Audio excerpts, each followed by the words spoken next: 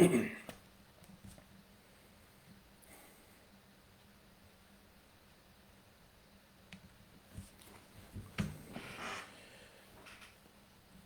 right, so we're already off to a better start than we were last week.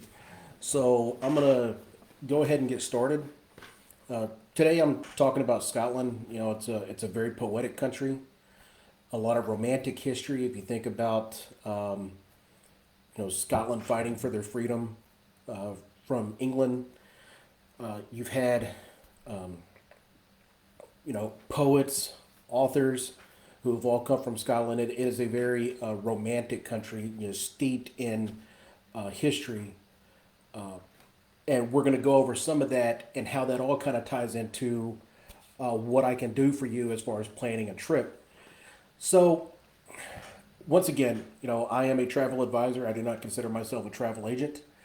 I am not just going to book you a trip because you want to go here. It is my job as an advisor to say, you know what, that's really not the best time to go because it's going to be the rainy season. If you're going to Cancun, is it going to be when there's a lot of seaweed? So it is my job to advise you, let you know that if there's things going on with that property, to make sure you have the best experience.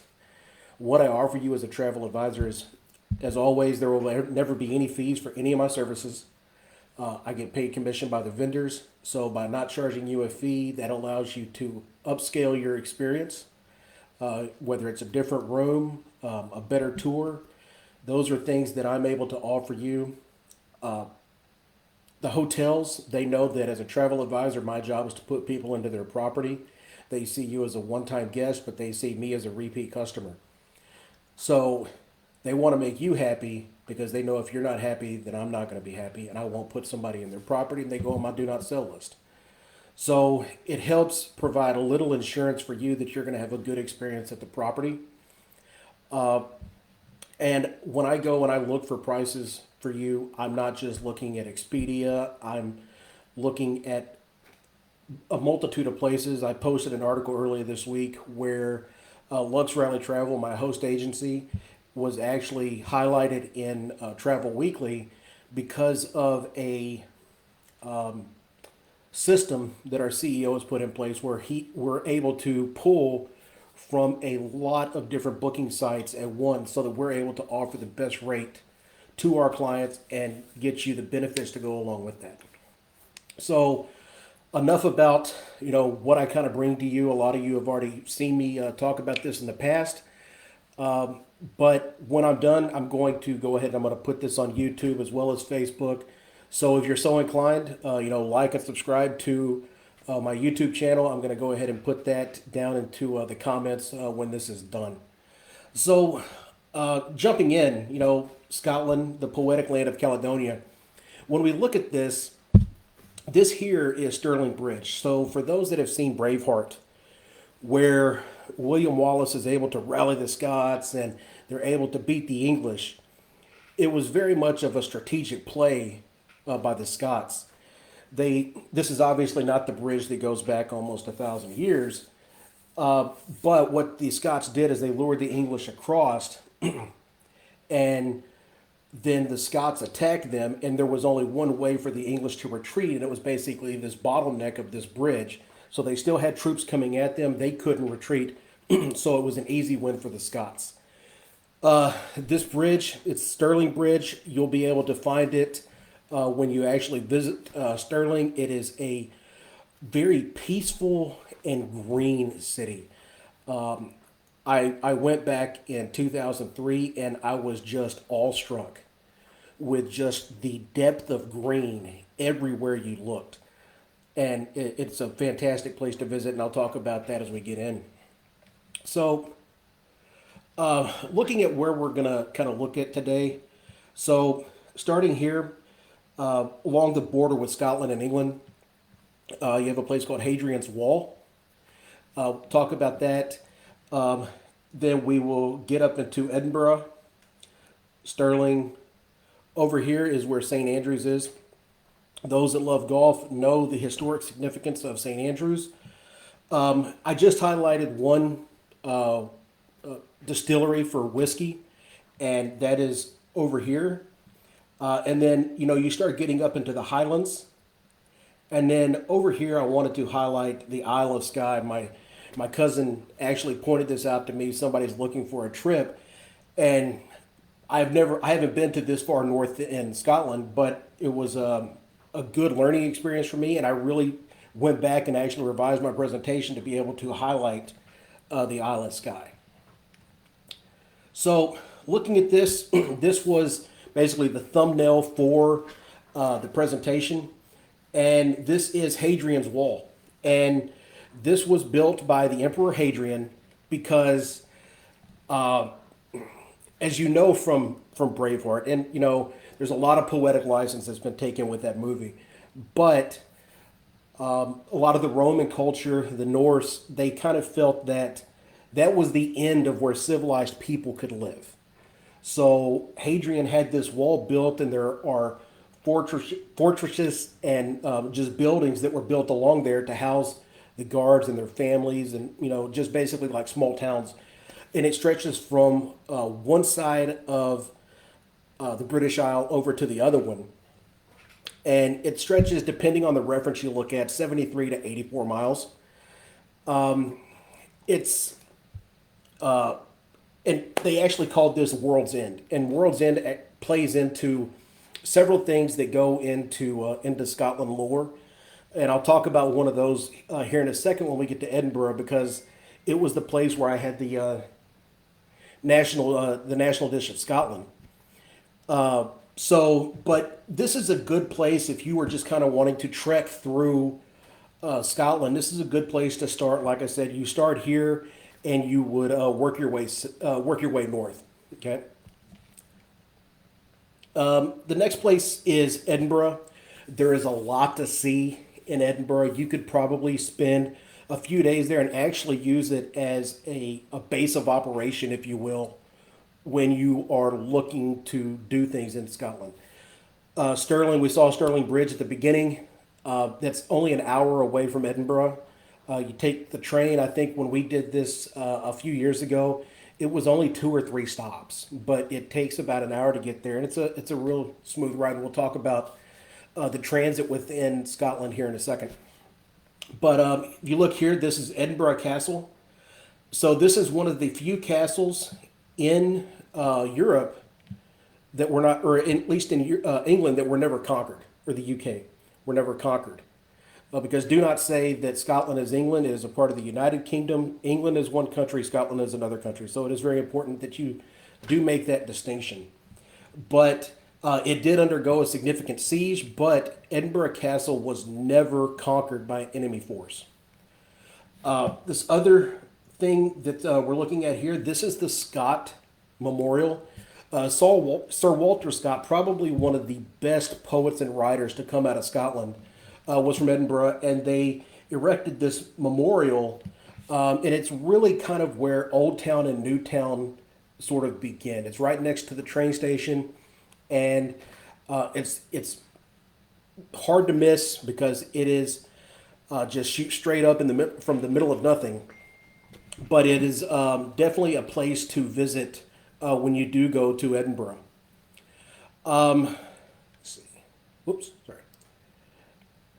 All right, so some of the other things to do in Edinburgh is, I don't have a picture of it, but you have the Old Town and has the underground. As Edinburgh is a city that is almost 1,000 years old, like most cities, they build up on top of itself. So you're able to go into the old alleys, and you're really going underground, and you're seeing how the Scots lived, throughout the centuries. And a lot of the old houses, a lot of the old rooms are still, basically they're part of the tour, so that you're able to see the haunted element of Edinburgh. And then it wouldn't be right if I didn't talk about tattoo. Tattoo is it's a ceremony, or not a ceremony, but it's a festival that's done every year. It lasts almost the entire month of August. And it's done by the Royal Edinburgh Military. And the formal name is actually the Royal Edinburgh Military Tattoos Pipe and Drum Festival. And it is where you have bagpipes and drum corps coming from all over the world to perform in front of Edinburgh Castle. U.S. Navy, they have a bagpipe team. They have performed there. You have there is a fantastic bagpipe and drum corps that comes from Switzerland called Top Secret. If you've never seen any of the stuff that they do, look it up on YouTube. Phenomenal to watch. They're sitting there and they're basically simulating sword fights with their drumsticks with fire or sparks coming out of the end of them. It's fantastic to watch. And when you actually try to go to Edinburgh Castle, or you try to go to Edinburgh during Tattoo, the streets are just packed with people. It is a mass, and you just trying to go up to Edinburgh Castle, they block the roads off because there's no way cars are going to make it. There are so many people in the street. So these are just a few of the things that you can do in Edinburgh. And if you're into hiking, you want to climb some of the hills. You have hills that are around Edinburgh. One is where you have Arthur's Seat. Another one is Calton Hill. Both of them give you fantastic views of the city itself. So if you're going to look at Scotland, this is obviously a place that you need to start. And at the end of the presentation, I'm going to kind of go over how you get to Scotland from the U.S. So we talked earlier about Stirling Bridge, and it's obviously in Stirling. So you have here, this is the Wallace Monument. It is on top of a hill. It is a steep climb, and it's about 234 steps, I believe, to get to the top. But once you get up there, it's worth the climb. The views are amazing, and it's probably the closest I've ever come to being able to see a full rainbow at once was from the top of here. Do not wait till the end of the day to get there because, like I said, it is a hike. They do have golf carts that will take you, if you have some mobility issues, to the base of the Wallace Monument. But you want to be able to give yourself enough time after you get to the top to be able to walk around and get pictures. And there's also stuff to see and look at. They supposedly have William Wallace's sword, Scottish claymore.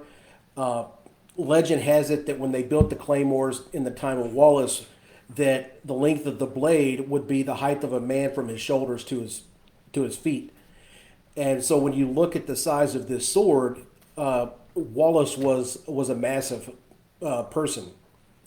But that's just one of the things that you're able to look at, and they kind of go over some of the battles that took place for Scottish independence. Here you're looking at Stirling Castle. Stirling Castle is actually still occupied by the Royal Army. It was conquered several hundred years ago, and the Royal Army, Royal Military, has just never left. But it is a good place to go. You get a good look over the town of Stirling. You can see Stirling Bridge and the river. So definitely make sure that that's one of your places to visit. You have Robert the Bruce, a statue of him, as you get ready to go in. And the great thing about Stirling is when I went, and granted it was 21 years ago, there were not a lot of people there. We went in the middle of July, so you're right in the dead of summer. The temperatures were fantastic, but it was pretty chill. Like I said, there wasn't a lot of tourists. You were able to go around and see things. So definitely make sure that Stirling is on your list for when you're going through Scotland. So the next place, St. Andrews. Like I said, for those that know golf, this is almost a pilgrimage that you need to make to go see the old course. Okay, old buildings. There's places all throughout where you can stop, have a drink, but the course is legendary in the world of golf. So if you're a golfer, get with me. We can get accommodation set up to where you're able to spend some time on the links, and just enjoy your time. You're not trying to rush, and just be able to soak in the atmosphere. Okay. So, like I said, the next one is a whiskey tour, or there's whiskey distilleries all throughout Scotland. They actually have 5 regions. In the whiskeys, each region has a different taste for their whiskey. It depends on the peat. It depends on the water. So some will specialize in a blended whiskey. It's where they take multiple grains to make their and they'll make different whiskeys and they blend them together. And then some of them are single malt, where it's just a single grain or a single blend, or not a blend rather, but it's a single type of whiskey. And when you do these whiskey tastings, you're able to go through and is it a single malt? Is it blended? Is it from here? And they explain to you the proper way to drink whiskey, and how to have it served, neat. And so if you are a whiskey drinker, obviously this is something that you're going to want to do. And I picked Lagavulin. I can't pronounce it, all right? But it was, for those that are Parks and Recs fans, this was Ron's favorite blend of whiskey. I'm having trouble talking today. But Lagavulin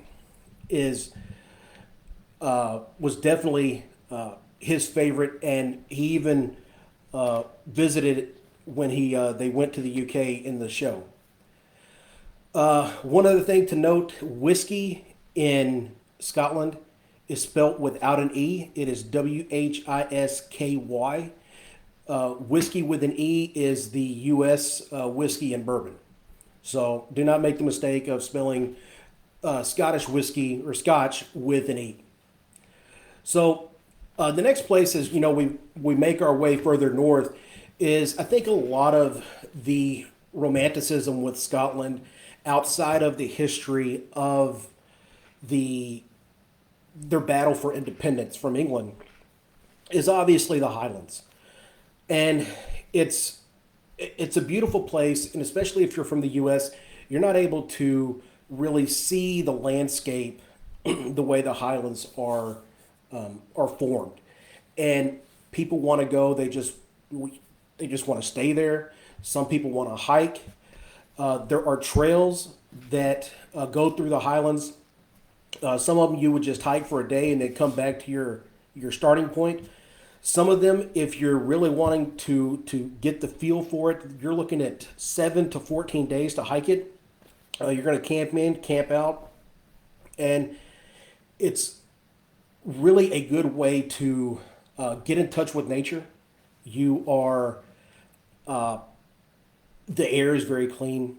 Like I said, when you're in Scotland, it is the darkest, deepest greens of any place that I've ever been in my life. It is beautiful. If you are not a hiker, I do recommend that you get a guide to go with you, and make sure that you have good means of communication. And when you're going to do something like this, it should be always when you're traveling, make sure that you have good travel insurance.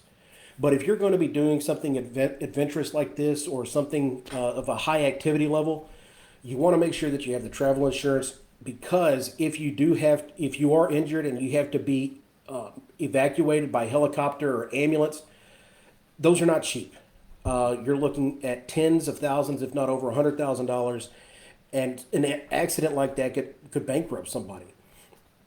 But when you look at the travel insurance that I sell with my trips, you would be covered for something like that. Your medical expenses, your emergency medical transport, so that's not a cost that you have to bear. And so if you're looking at hiking the Highlands, definitely recommend that you get the travel insurance, just to make sure that you're covered. You know that if you break your ankle or something worse, that you're not worried about how you're going to pay for it. You know that you're taken care of, and you can just worry about getting better. The next one is the Highland Games. Now, the Highland Games, you have a multitude of activities. You've got the caber toss, the hammer throw, and it's basically it's for everybody, and it's just a big festival. And they start in May, and they go to different towns and cities throughout the northern part of Scotland. And there's some days, if you're in the right area, you can catch two different ones. Some of them will go for 2 days. But this is really something that a lot of people want to see. And my recommendation is that if you are looking to, say, do the Highland Games and you want to have something else to do, look at doing it during August, because there's a lot of the games that are going on. You're able to catch those during the weekend. You're able to go to Edinburgh, spend the week in the city, and you're able to catch Tattoo and see some of the historic sites that are there. That way, you're not just going to focus on the games only. You have something to fill your time in between, and it gives you more time to see the countryside. And one of the other things to consider is, like I said, they run from May to September. About the second weekend in September is when the Highland Games wrap up. So don't don't think that you're going to go in September and October and be able to find games in every town that you come to. It's it is a very specific schedule, and they basically do it the same weekend every year. I'll look at what it was last year for some of these places, and then I'll look at what's going to be in 25. They're the same weekend, just one day shifted to the right. So you can look up Highland Games, and you'll get a feel for what is going to be going on, when it's going to be going on. So definitely look at doing it, like I said, between May and September. So one of the other places that I wanted to talk about, and I don't have the pictures in here, is the Isle of Skye. Now, the Isle of Skye is sort of to the west of the Highlands in Scotland. And there's actually a lot to do there. There's a castle. Right now it's undergoing some renovation. It's closed until April. They're trying to steady up the land around it so that there's no slides. But you have the fairy pools. You have Old Store, which is basically one of the highest points on the Isle of Skye. And you can hike up there. It's just a couple of hours up and a couple of hours back down. But it gives you such a fantastic view of the island. Some of the other activities that you can do, right time of year, you're able to go whale watching off the Isle of Skye. And one of the things that's just, it's really majestic is if you were on Old Store looking out towards the west, you're able to see the sunset on the horizon. So it's another one of these things that you're going to get some of the best views. If you're looking for the Instagram shot, that's the one you're going to want. But the Isle of Store, you can get there by bridge, you can get there by ferry, or Isle of Skye rather, not the Isle of Store. You can get there by bridge or by ferry. And it's also for those that are Harry Potter fans. The Harry Potter Viaduct is just southeast. It's on the mainland, but it is southeast of the Isle of Skye. So once you've gone through all the rest of Scotland and you're headed back into Edinburgh to come home, you'll be able to stop and see that. So there are a lot of options for lodging in Scotland. There are luxury hotels in Edinburgh. There is actually an old, not a cottage, but mansion type place that is over near the Isle of Skye, Torrender, and it is a Forbes rated 5-star property. So you know that you're going to get good service. You're actually staying in the Highlands. And so if you're looking to get out of Edinburgh to stay someplace different, that is definitely one of the places you want to look at. When you're looking at the rest of Scotland, there's bed and breakfast, there's cottages that you can stay in. And a lot of these, what they do is they call it self-cater. So you'll have, think of it like a bed and breakfast, or an Airbnb rather. You're able to go shopping, you're able to fix your meals, and everything is furnished for you just like it would be with an Airbnb. But that's also to say that there are bed and breakfasts that you can look at as well, where you have your bed, you come downstairs in the morning, there's breakfast made for you, and basically it's just like a base of operations for your sightseeing when you're in Scotland. But one of the other things that I hadn't really thought about until this week when I was working on an itinerary for someone is when you look here, okay, this is a castle that is just about 5 minutes outside of Stirling. And this is a place that you are able to rent rooms if you want to stay in a castle for a few days. There are other ones that are treated as proper hotels. This one here is self catering, and then there are some that you can rent them out for exclusive use. If you wanted to do a destination wedding in Scotland, there are castles that you can get married in, and it is just for you and your party. And these are things that I can help get set up. So if you're looking for a destination wedding in Caledonia or Scotland, make sure you contact me, and I can work with your wedding planner. We can make sure that that is going to be one of the most memorable things you'll probably do in your life. Now, getting around Scotland, infrastructure is very well developed. If you're looking to take trains, you can take the train from London into Edinburgh. You can go from Glasgow into Edinburgh. And then once you're in Edinburgh, you can basically go out wherever you want. You might have to change trains, but I found that they are very reliable. You can get wherever you need to go. If you want to go to Inverness, you want to go to Aberdeen, those are obviously much further away from Scotland. You're able to take the train to those places. If you want to take a flight, then you're able to fly from Inverness or to Inverness from London and back. Those flights are very, very cheap. You can fly British Airways. I was looking at prices the other day for less than $100 one way. So prices within the British Isles are very cheap, at least for flights. I'm not going to say that everything else is, because British Isles are definitely not. So if you're looking at how are you going to get to Scotland, I'm going to go ahead and I'm going to move my mug out of the way here. So looking at this map, the only non-seasonal route, so it has a year-round flight into Edinburgh, is the one from Newark on United into Edinburgh. And you can almost get from any major international airport in the U.S., and even some medium-sized ones like Austin, you're able to get into London. And once you get into London, then you're able to fly into Edinburgh real easily, or like I said, you can use the train. But you do have seasonal flights from Orlando, Atlanta, Chicago, DC, Philadelphia,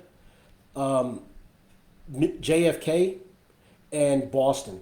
So there are a lot of ways for you to get directly into Edinburgh. But like I said, if it's the seasonal time when they're not flying, you can obviously fly up to London. British Airways, all the U.S. carriers will fly you directly to London, and then you just transfer over and you take your flight up to Edinburgh. If you want to go up further north into the Highlands, you can fly into Inverness.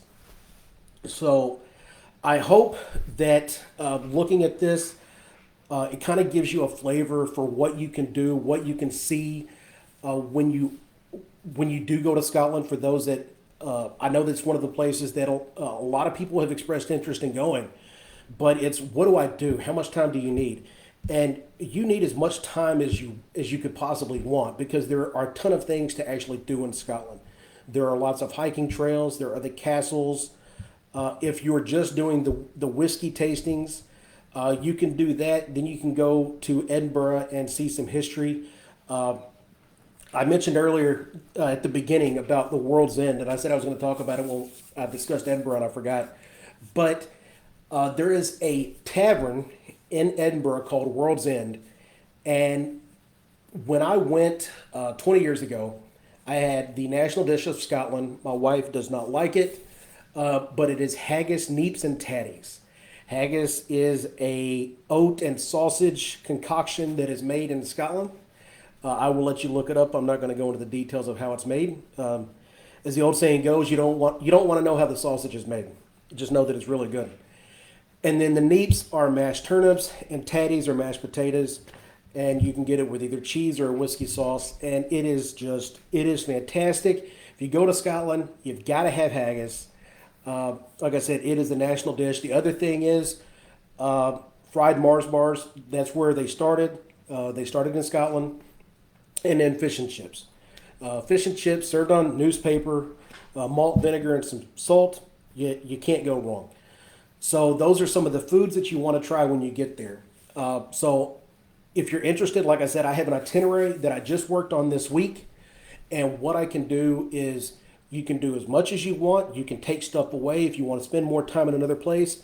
But at least it gives us a jumping off point for planning your trip. Because, like I said, there's a lot that goes into to visiting in Scotland. So, a little housekeeping. I'm probably not going to be doing a Facebook Live next weekend. I will be going to the Wings Over Houston air show, and I will have a table set up in the Veteran Dome business tent. So if you're going to be at the air show, stop by and see me. Stop by and see some of the other Veteran Dome businesses that are going to be there. The Blue Angels are going to be performing, so it's going to be a good time for everybody. They're going to be Saturday to Sunday at Ellington Field, south of Houston. And then, like I said at the beginning, I'm going to take this video. I'm also going to put it on YouTube. So like and subscribe to the YouTube channel that I will post in the comments. And, reach out to your friends. I know that I've had a few people this week. They've thrown my name out as a referral. Travel advisors, I think they basically live and die on referrals because a lot of people think that I can book it online.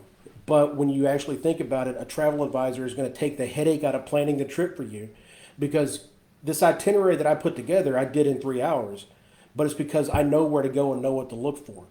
How much time is that going to take you to put it together if you're trying to do all the research about, this, that, and the other? Where do you even know where to start? So that's why you just say, hey, this is what I want to do. This is what I want to see. Can you make it happen? You give it to me and I'll absolutely make it happen. And on top of that, when it comes to accommodations, I will be able to beat anything that you're going to find online, and I charge you no fees. So there's nothing to lose. You are able to get a fantastic trip, a fantastic vacation, and you're actually going to save money by having me do it instead of having you have done it yourself. So I want to thank everybody for calling in. Looked like we had pretty good attendance for this one. If you don't already, follow Regal Luxury Travel with Raymond on Facebook. I am still trying to migrate a lot of what is on my personal page over to that page. And then once I start to get more followers, that'll kind of be what happens. That way you're not getting hit with the same stuff twice. So be a couple of weeks, but everybody take care. Have a safe Halloween, and make sure you go vote. All right? Until next time, y'all take care.